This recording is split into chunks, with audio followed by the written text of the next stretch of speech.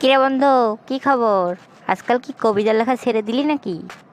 যার জন্য এতদিন কবিতা লিখতাম তারই তো বিয়ে হয়ে গেছে। शाबाश बेटा, बहुत बढ़िया।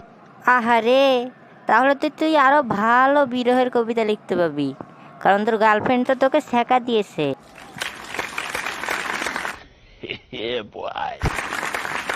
সত্যি রে বন্ধু, অনেক বড় ছেঁকা খাইছি, কারণ সে আমারই বিয়ে করছে।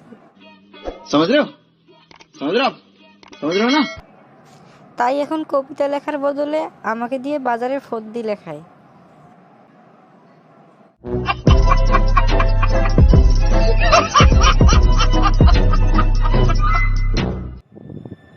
কিরে বন্ধু, মন খারাপ করে বসে আছিস কেন রে?